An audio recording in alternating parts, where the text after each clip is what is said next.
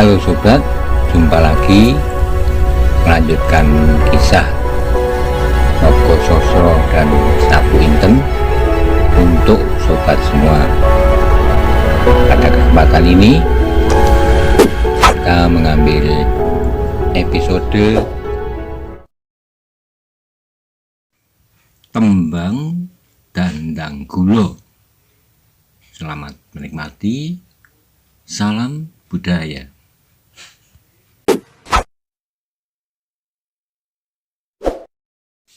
Pada episode sebelumnya dikisahkan bahwa ketika Maiso Jenar sudah selesai menemui Panembahan Ismoyo, kemudian dipersilahkan untuk beristirahat di pondok di mana Kebu Kanigoro juga tinggal di situ. Bagaimana kisah selanjutnya? Simak bersama-sama. Monggo kula aturi subscribe, like, komen, soho share, matur nuwun. Di dalam rumah itu ditemuinya Kebu Kanigoro telah membaringkan dirinya. Ketika ia melihat Maiso Jenar, berkatalah ia, "Maiso Jenar, duduklah. Tutup pintu itu supaya tidak terlalu dingin dan dengarlah aku bercerita." Maiso Jenar memandang wajah Kanigoro yang tersenyum-senyum dan sudah bersih pula seperti wajahnya. Ia menjadi curiga, tetapi ia melangkah juga, menutup pintu dan kemudian duduk di sampingnya. "Kau ingat pada waktu aku pertama-tama engkau lihat?" tanya Kebu Kanigoro. "Ya," jawab Maiso Jenar, singkat sambil mengangguk. "Di mana muridmu sekarang?" tanya Kanigoro tiba-tiba. "Di rumah sebelah bersama-sama dengan Karang Tunggal," jawabnya singkat. "Bagus, suatu kebetulan. Karang Tunggal itu suka sekali bercerita. Pengetahuannya sangat luas, sebab ia sangat gemar menyepi dan merantau. Jarang-jarang sekali ia tinggal di rumah, sehingga ibu angkatnya, Nyai Tingkir, selalu marah kepadanya." Kanigoro berhenti sebentar lalu meneruskan, "Aryo akan senang bersama dia. Lalu seterusnya mengenai urusanmu, dengarlah. Kau lihat bahwa aku pada saat itu atas nama Maiso Jenar melarikan seorang gadis." Mendengar pertanyaan itu, hati Maiso Jenar berdesir. Dengan kaku ia mengangguk mengiyakan. "Gadis itu aku sembunyikan. Sejak malam itu aku belum pernah menemuinya. Aku takut kalau ia mengenal aku yang ternyata bukan Maiso Jenar. Dan aku juga takut kalau tiba-tiba aku merasa bahwa akulah sebenarnya Maiso Jenar." Kanigoro meneruskan sambil tersenyum. Maiso Jenar pun tersenyum pula, tersenyum kaku. "Kau harus menemuinya," sambung Kanigoro pula. Maiso Jenar mengangguk tanpa sesadarnya. "Biarlah anakku mengantarkanmu nanti," kata Kanigoro pula. Maiso Jenar terperanjat sehingga ia pun bertanya, "Siapakah itu, Kakang?" "Seorang anak perempuan," jawab Kanigoro. "Namanya Widuri." "Widuri? Endang Widuri? Jadi adakah anak itu putri Kakang Kanigoro?" tanya Maiso Jenar pula. "Ya," jawab Kanigoro singkat. "Aku belum pernah mendengar sebelumnya," kata Maiso Jenar. "Adakah anak itu dilahirkan di Demak?" "Aku meninggalkan Demak sejauh umur anak itu," jawab Kanigoro. "Sebenarnya aku tidak pernah menginginkan untuk meninggalkan kota itu, tetapi keadaan memaksa aku berbuat demikian." Maiso Jenar mendengarkan dengan penuh perhatian. Agaknya karena itulah maka Kebu Kanigoro belasan tahun yang lalu lenyap dari percaturan masyarakat Demak. Sesaat kemudian Kanigoro meneruskan, kemudian aku bawa istriku meninggalkan Demak. Anak itu lahir di perjalanan. Sedang beberapa tahun kemudian ibunya meninggal dunia. Untunglah bahwa aku bertemu dengan seorang yang kemudian menerima kami tinggal bersama, Panembahan Ismoyo. Terbayanglah di mata Kebo Kanigoro suatu masa yang pahit di dalam hidupnya. Kehilangan istri pada masa putrinya masih memerlukan kasih sayang seorang ibu. Bahkan beberapa tahun kemudian, kata Kanigoro pula, aku sudah harus mewakili menunggu bukit kecil ini kalau Panembahan Ismoyo harus bepergian jauh untuk mencari obat-obat dan menambah kewaskitaannya di hampir seluruh sudut negeri ini. Dan sejak itu pula tak pernah menampakkan diriku lagi di antara tata masyarakat Demak. Kanigoro kemudian diam. Maiso Jenar pun diam. Betapa hati mereka mengenyam kembali masa-masa yang silam itu, masa-masa yang penuh dengan kesedihan bagi Kebo Kanigoro. Tapi tiba-tiba Kebo Kanigoro berkata nyaring, "Hei, aku telah membelok dari arah pembicaraan semula.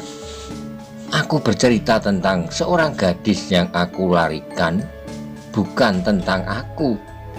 Maiso Jenar terkejut juga mendengar arah percakapan yang tiba-tiba menikung tegak sehingga duduknya tergeser maju. Namun kemudian ia pun tersenyum kecut.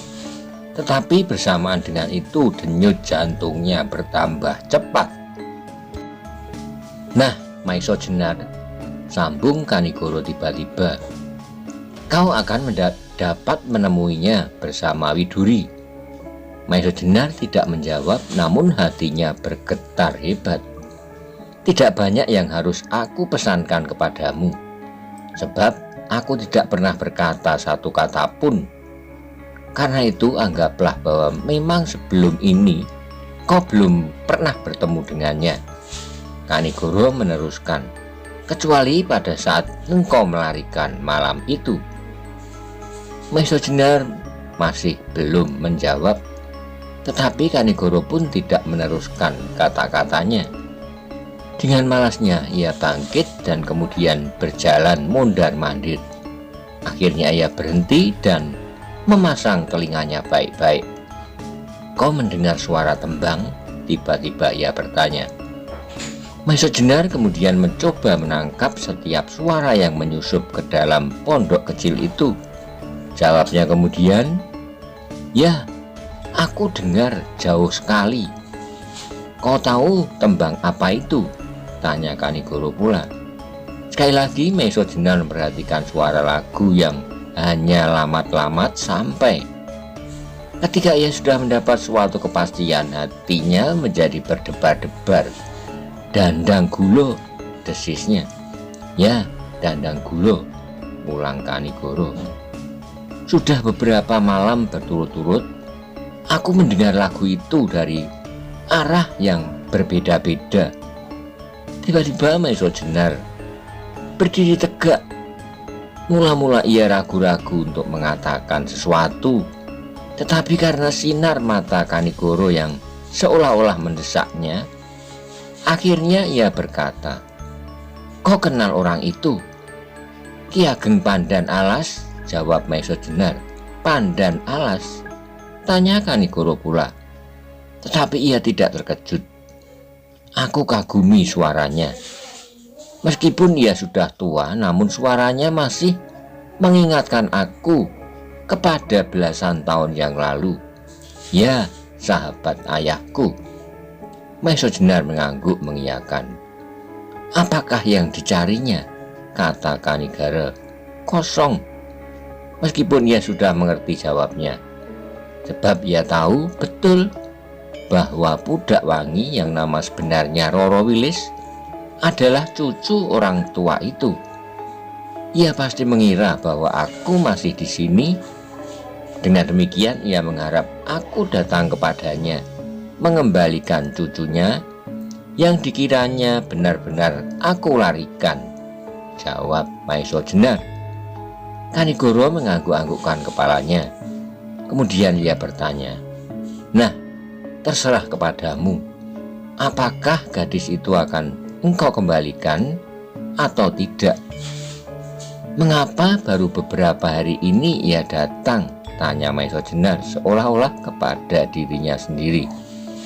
"Mungkin ia menunggu sampai rombongan Simorodro itu meninggalkan bukit ini setelah mencarimu dengan sia-sia," jawab Kanigoro.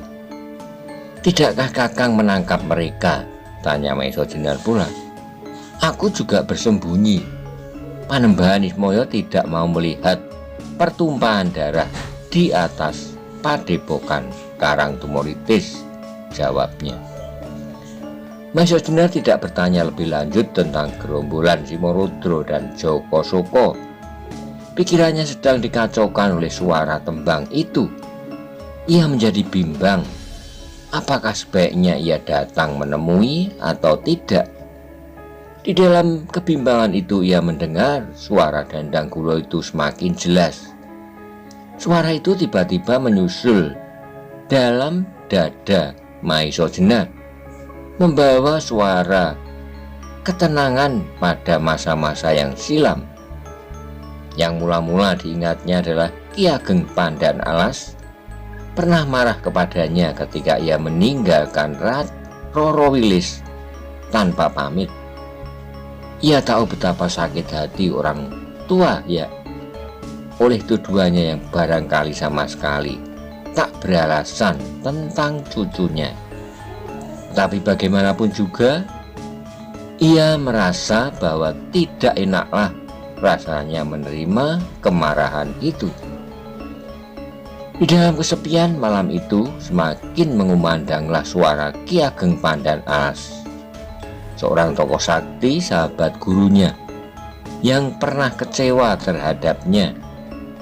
Namun tiba-tiba diingatnya pula pertama kali ia mendengar suara itu pada saat jiwanya sudah berada di ujung tangan seorang tokoh hitam yang menamakan dirinya Pasing Singan, yang sebenarnya bernama Umbaran.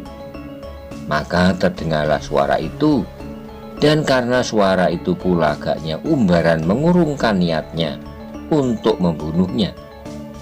Karena itu tiba-tiba terasalah bahwa bagaimanapun juga orang tua itu pernah menyelamatkannya. "Aku akan datang kepadanya," gumamnya seolah-olah belum merupakan suatu kepastian. Kanigoro tersenyum. "Datanglah, jangan kau bawa dahulu cucunya. Barangkali ada beberapa hal yang akan kau bicarakan dengan orang tua itu. Sebab sebenarnya lah pengetahuanku ada orang ketiga yang berdiri di antara kau dan gadis itu," katanya. Maesa Jenar memandang Kanigoro dengan tajamnya. Ia agak heran mengapa orang itu mengetahui hampir segala seluk-beluk hidupnya.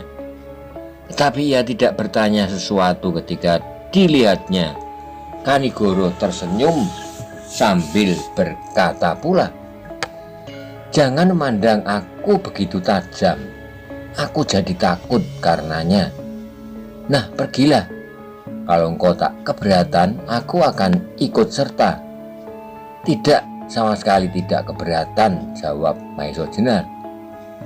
"Akulah satu-satunya orang yang berhak jadi wakil orang tuamu," sambung Kanigoro sambil tertawa pendek. Maesa Jenar tidak meneruskan. "Mengapa kau mengeluh?" tanya Kanigoro seperti bersungguh-sungguh. "Tidak," sahut Maesa Jenar. "Suara tertawa Kakang yang lunak itu amat memusingkan kepalaku." Sekali lagi Kanigoro tertawa. "Ayolah," katanya. Mereka berdua pergi menembus hitam malam ke arah suara Ki Ageng Pandan Alas yang seolah-olah melingkar-lingkar menyusur lereng-lereng bukit karang tumoritis. Tetapi karena telinga Kanigoro dan Maisojenar sedemikian tajamnya, maka segera mereka mengetahui dari mana datangnya sumber suara itu. Ketika jarak mereka sudah tidak begitu jauh lagi, segera mereka berhenti. Mereka menunggu sampai Pandan Alas selesai dengan lagunya. Tetapi agaknya orang tua itu sudah mengetahui kehadirannya, sehingga belum lagi kalimat yang terakhir diucapkan, ia sudah berhenti. Perlahan-lahan ia bangkit dari tempat duduknya, seonggok batu padas sayap sapanya. Agaknya engkau datang juga, Maisojenar. Maisojenar dan Kanigoro bersama-sama berdiri sambil membungkuk badan. Sebelum mereka menjawab, Pandan Alas meneruskan, sudah beberapa hari aku mencarimu dengan caraku ini, sebab aku yakin bahwa engkau sudah mengenal suaraku. Baru sekarang aku dapat datang, Ki Ageng, jawab Maisojenar. Maafkanlah, mudah-mudahan aku tidak mengecewakanmu. Pandan Alas tertawa pendek, kemudian ia pun duduk pula di atas sebuah batu. Duduklah, katanya. Mungkin percakapan kita tidak segera selesai. Maisojenar dan Kanigoro pun segera duduk pula. Di muka orang tua itu di dalam gelap malam, terasalah bahwa Ki Ageng Pandan Alas sedang mencoba mengetahui siapakah kawan Maisojenar itu. Namun agaknya ia belum mengenalnya, sehingga akhirnya ia bertanya, Maisojenar, tidakkah aku kau perkenalkan dengan sahabatmu itu? Maisojenar tersadar dari kekeliruannya, tetapi sebelum ia menjawab, Kanigoro sudah mendahului. Baiklah, aku perkenalkan diriku, Ki Ageng. Aku adalah salah seorang sahabat Panembahan Ismoyo. Namaku Putut Karangjati. Pandan Alas menarik napas dalam-dalam. Dirinya lah sekarang yang berada dalam puncak kesulitan. Ia tahu benar hubungan yang belit-membelit antara satu-satunya cucu yang sangat disayanginya, murid pertama yang dikasihaninya, dan Maisojenar, seorang yang dikenal sebagai ksatria yang utama, bahkan yang telah menyelamatkan cucunya dari tangan Joko Soko sampai 2 kali dalam pengertiannya. Meskipun ia pernah merasa kecewa terhadap sikap Maisojenar yang perasaannya mudah patah dalam hubungan itu, namun ia tidak pernah benar-benar marah dan melepaskan perasaan kagumnya. Tetapi muridnya itu pun merupakan harapan masa datang bagi perguruannya di samping Pudak Wangi sendiri. Sekarang ia melihat suatu benturan perasaan telah terjadi.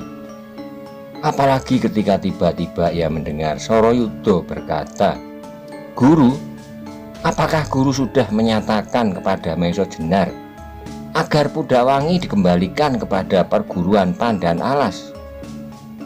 Pandan Alas menjadi bingung, sedang Maisojenar dan Kanigoro menjadi tidak begitu senang melihat sikap itu. Dalam kecemasannya kemudian Pandan Alas berkata, Soroyudo, biarlah kita bicarakan segala sesuatunya dengan baik. Bukankah kita sudah tidak mempunyai pekerjaan lain? Tetapi agaknya Soroyudo tidak setuju. Jawabnya, Ki Ageng, aku telah terlalu lama meninggalkan pekerjaanku. Dalam waktu kira-kira 1 tahun, aku sudah 2 kali menemui Ki Ageng. Kali ini aku ingin semuanya selesai dengan segera, supaya aku dapat segera pula kembali ke Gunung Kidul dengan suatu ketetapan hati. Aku mengerti, Soroyudo, jawab Pandan Alas. Tetapi tidak perlukah kiranya kalau pembicaraan kita ini pun menjadi tergesa-gesa. Sebab seandainya kau mundur, satu hari pun aku kira tidak begitu besar pengaruhnya. Soroyodo tidak dapat membantah lagi. Karena itu ia diam, meskipun perasaannya bergetar terus. Duduklah Soroyodo, Pandan Alas mempersilahkan. Dengan gerak kosong Soroyodo duduk pula di antara mereka. Namun nampaklah ia gelisah. Ki Ageng Pandan Alas, kata Maiso Jenar kemudian. Maafkanlah bahwa aku tidak dapat mempersilahkan Ki Ageng pada tempat yang lebih baik. Sebab aku pun orang asing di sini. Tidak apalah Maiso Jenar, sahut Pandan Alas. Tetapi di samping itu terasa kaki Kanigoro menginjak kaki Maiso Jenar. Katanya, akulah tuan rumah di sini. Karena itu kalau tuan-tuan sudi, marilah aku persilahkan singgah di pondokku. Yang cepat-cepat menjawab adalah Soroyodo, katanya. Terima kasih Putut Karangjati. Bukankah namamu Putut Karangjati? Ya tuan, jawab Kanigoro. Tak ada bedanya di sini atau di pondokmu, sambung Soroyodo. Pandan Alas yang sedianya akan memenuhi ajakan itu menjadi terdiam. Tetapi kecemasannya semakin membelit hati. Ia berpikir keras untuk dapat menyelesaikan masalah cucunya dengan baik tanpa suatu singgungan perasaan di kedua belah pihak. Tetapi rasa-rasanya tidaklah mungkin. Meskipun demikian ia harus berusaha.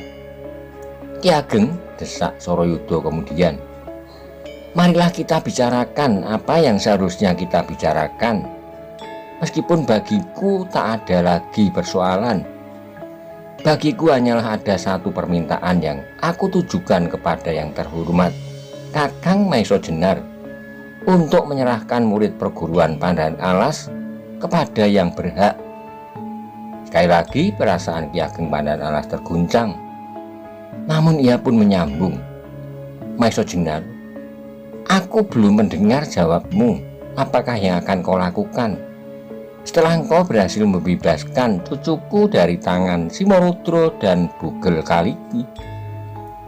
Tidak demikian Ki Ageng, Soroyodo menyanggah. Ia merasa bahwa kata-kata gurunya itu terlalu menguntungkan Maiso Jenar. Sambungnya, itu terlalu berlebih-lebihan. Kecuali kalau Ki Ageng bermaksud untuk terlalu berendah diri. Sebab ketika Maiso Jenar membawa pudak wangi, tak seorang pun dapat menghalangi. Simorudro tua dan Bugel Kaliki terikat dalam pertempuran dengan Ki Ageng. Sedang janda Simorudro muda dan Joko Soko bertempur melawan aku. Ki Ageng Pandan Alas menarik napas dalam-dalam. Ia tahu benar adat muridnya. Bagi seorang Demang di daerahnya, segala kemauannya hampir tak terbantah. Mendengar sanggahan muridnya itu pun, Pandan Alas hanya dapat menarik napas dalam-dalam.